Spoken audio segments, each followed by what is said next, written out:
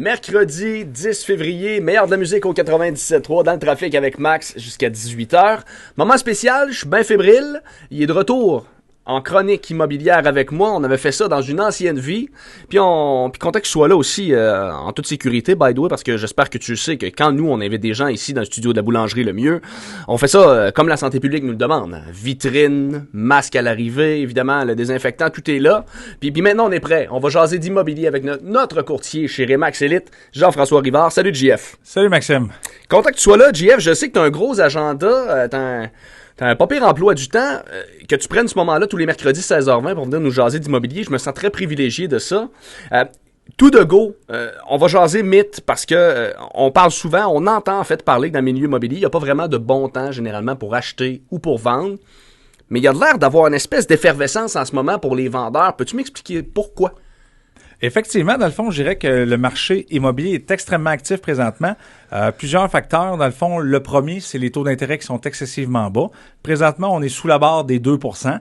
Donc, ça vient vraiment donner à l'acheteur une plus grande latitude au niveau de son pouvoir d'emprunt. Donc, peut-être qu'il pouvait acheter avec un taux d'intérêt de 2,5% de maison à 200 000. Puis là, grâce à la baisse des taux, il va pouvoir augmenter son budget de peut-être un 25-30 000 pour avoir une propriété supérieure. Donc, ça, c'est un bon incitatif pour un vendeur de dire, regarde, je suis dans un jumelé, je veux m'acheter une maison, donc je veux upgrader et le taux d'intérêt est un excellent facteur. Je dirais qu'au niveau aussi du télétravail, c'est venu un petit peu modifier les habitudes de famille, quoi? Les habitudes des gens. Effectivement, ils étaient habitués de se rendre au bureau. Là, présentement, ils vont rester à la maison. Ils ont peut-être pas nécessairement un bureau chez eux. Donc, moi, ça, c'est une demande là, que j'ai beaucoup. Ceux qui sont en télétravail et qui pensent que ça va être permanent veulent avoir un endroit. Donc, travailler sur le coin de la table, pendant 2-3 semaines, c'est moins intéressant. Fait que, tu sais, ça, on le voit que ça peut fonctionner au niveau du nombre de chambres là, pour la famille. Mais quand on va arriver... Là, les bureaux sont vraiment quelque chose qu'on n'avait pas avant, qu'on a comme demande. Fait que ça aussi, c'est un facteur qui est très positif. Donc, j'imagine, JF, excuse-moi de te couper, mais ça veut dire que s'il y a quelqu'un qui miroite peut-être vendre sa maison, puis que lui, il a un bureau dans sa maison, ça peut être un incitatif aussi pour les gens si les gens recherchent ça beaucoup, c'est effectivement, tu sais, d'avoir des grands sous-sols éclairés aussi, tu sais, vraiment avoir un espace de travail. Tu sais, si on fait du télétravail, c'est parce qu'on peut être à la maison 22 heures sur 24. Ouais. C'est important d'avoir un bel espace de vie, que ça soit intéressant.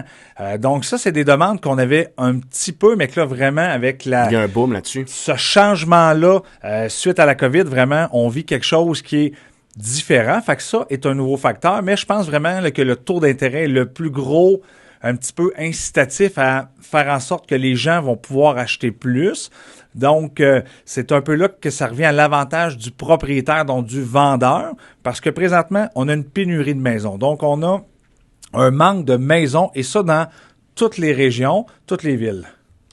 Fait que je te dirais que ça, c'est un gros point à la force du vendeur parce que il peut avoir plusieurs acheteurs. Exemple, j'ai eu la semaine dernière une maison en offre multiple, on a eu 7 offres d'achat.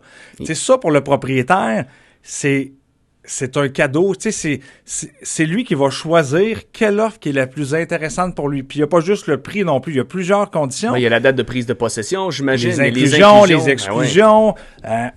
Tu sais, ce qui rend très intéressant. Est-ce qu'il n'y a pas aussi le fait de, mettons, je te donne un exemple, moi je vends ma maison, nous autres on l'a adapté, mettons que j'ai construit une cabane pour les enfants, de voir arriver une petite famille qui vient acheter ma maison, puis de dire que, de m'imaginer ma petite maison que j'ai construite pour les miens, qui va servir.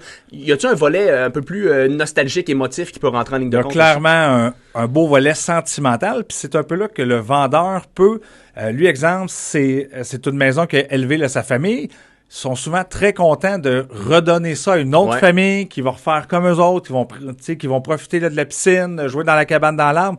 C'est effectivement le vendeur a ce luxe-là de choisir. Qu'il n'y aurait pas tout le temps eu finalement. Ben moi, je pense que dans les prochaines années, clairement, que le marché va être vraiment moins bon. Je pense qu'on va retrouver plus un équilibre, mais présentement, un vendeur qui se dit, moi, est-ce que je vends en 2021 ou 2022?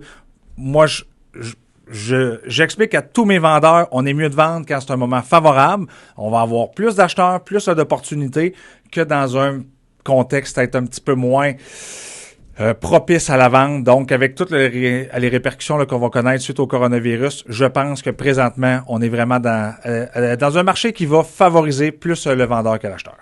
JF Rivard, c'est exactement pour cette expertise-là que tu es ici tous les mercredis 16h20. Il est courtier chez Remax Elite. Il sera là tous les mercredis prochains. Peut-être pas la semaine de relâche, mais on pourra s'en reparler pour une douzaine de semaines.